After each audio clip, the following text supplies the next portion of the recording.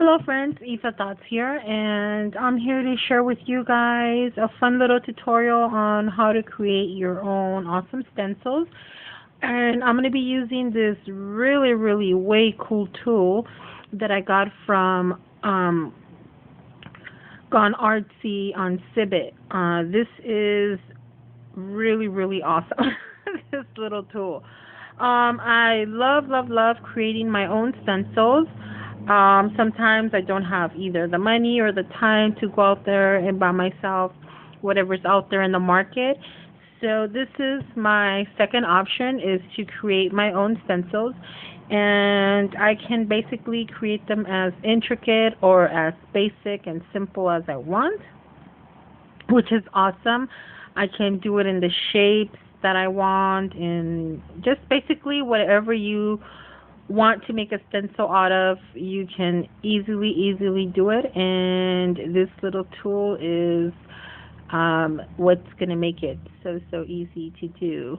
The thing I like about this tool is not only does it have a handle, so you can actually see where you're going to cut around in front of you.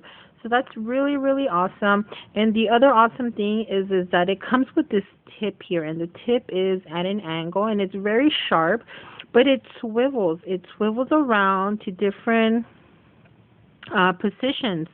So this really makes it easy to, it travels with you as you're moving, so it'll move around with you, and that's super awesome. Now this little gadget is called the gyro cut, and I'm assuming it's called that because it does swivel and it cuts. So this is a really fun little tool, really nifty and awesome to have in your crafting supplies.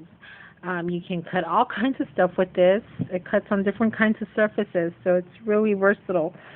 So for this particular tutorial on how to make your own stencils, we're going to need a cutting tool, which preferably would be either this gyro gadget or maybe possibly a craft knife. I wouldn't recommend scissors for this type of stencil making, simply because if you use a tool like this, you cut all around it and you don't have to cut the part that you're cutting out. You don't have to cut it up into pieces like you would with scissors. Which the awesome part of creating your own stencils, which I've done here with this one, is that you get to keep both the positive and the negative side of your stencil.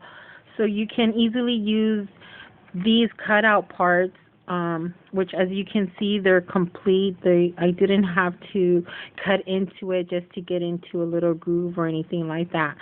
And you can use these to mask, and they're really awesome for your mixed media projects.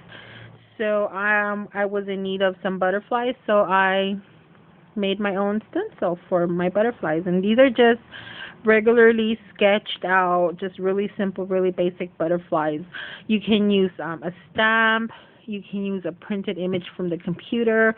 It doesn't really matter if you know how to draw or not. It can be circles, it can be squares, whatever it is that your need for your template is, that's what you can create. And all I did was, this was my first try using this gyro gadget here, and I tried cutting it with scissors. I tried cutting one out with scissors, which was the smallest one, and this is what I had to do. I had to cut it apart just to get into the little grooves and stuff like that. So this was not making me very happy using this type of tool, using scissors to make my own stencils. Now I don't have the cutout part, so I can use it in my projects, which is a sad part about it, but I did it just to show you guys that it's always better to create stencils using some kind of craft knife, or for example, I'm using the gyro cut. And you see the butterflies come out complete. I can use this as a stencil itself. I can use it as a masking tool. Just really awesome. And all I did was take some watercolor paper. Now, it doesn't have to be watercolor paper. It can be a cereal box. It can be regular paper. It can be whatever piece of scratch paper or whatnot that you have in your stash. But because I know that I'm going to be using these templates over and over and over again, and I really wanted to last me as much as possible, I did it with watercolor paper. Now, watercolor paper is a lot thicker. You know, it's a lot thicker. And it stands up to water like nobody's business. But on top of whatever type of surface that you're going to be doing your stencil on, you can also go to the 99-cent store and buy those clear folder dividers and use that as a stencil. Use that to make your stencils. You get like a whole pack for $1 at the dollar store. So how awesome is that? Anywho, I used watercolor paper, and on top of my watercolor paper, I put tons of packing tape. The packing tape, I put it on both sides, front and the back. Here you can see the back. And for this particular stencil, I just kind of sketched out a girl here. No face, no arms, no nothing. It's just like I don't know, a woman shape here that I did. So the tricky part is when you have things like this in the middle. That's the tricky part to cut out. So let's get started. And all you need is basically for this project, depending on what kind of surface you're using. If you're using a paper-like surface, I would recommend you using some clear packing tape just to protect the surface so you can mist it or use acrylic paints or modeling paste or whatever on your stencil, and it won't mess up just the first time you use it. You can use it over and over. So really simple. You just need your image, which I drew mine. It can be printed from a magazine, from all kinds of source, any kind of source that you want, as long as it's onto a some kind of surface. So I'm using paper, and because I'm using paper, I'm going to be using some packing tape. And all you have to do is just put your packing tape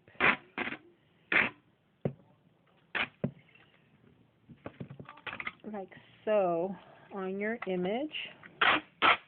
Now I'm only going to do it on like part of the image, and that's simply because I don't want my stencil to be this whole page.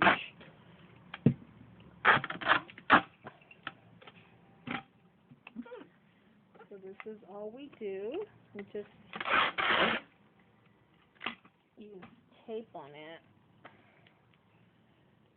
And you make sure that you overlap the tape a little bit.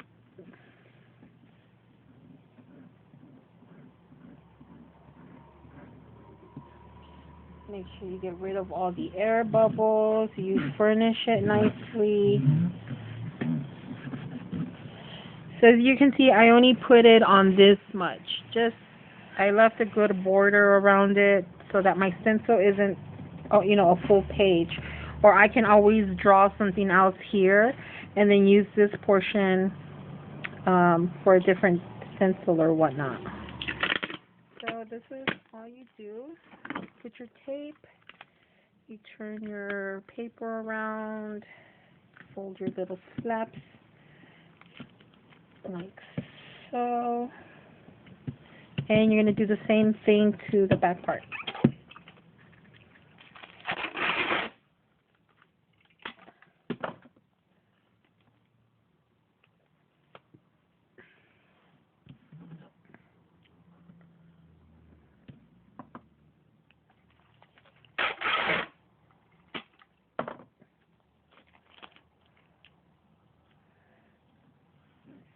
Super easy. You guys can probably make a bunch of these stencils to play with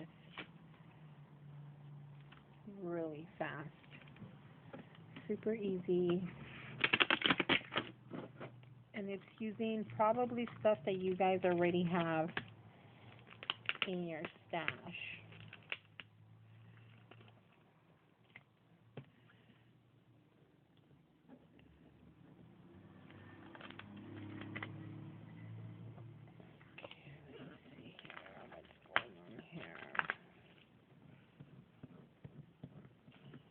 Make sure you burnish, burnish, burnish, burnish. Okay. Now once you have both sides, front and back, covered with tape, now you're ready to start cutting out your image.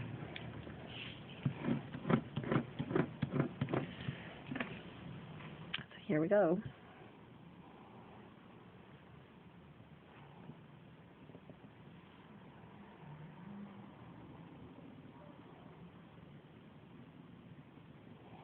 Press firmly.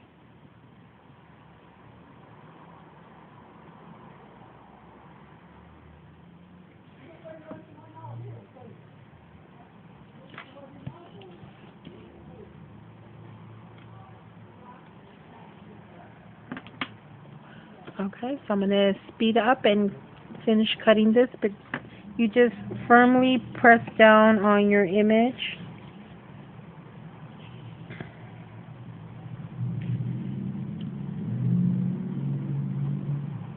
And you begin to cut, like so. You might have to go over it a couple of times. Now, because watercolor paper is really thick, I'm going to have to go over this at least 2 or 3 times. But you can see it already made the cut just by going over it once. So I might not have to go over it so many times. So I'm just going to go ahead and continue cutting it, and I'll be back.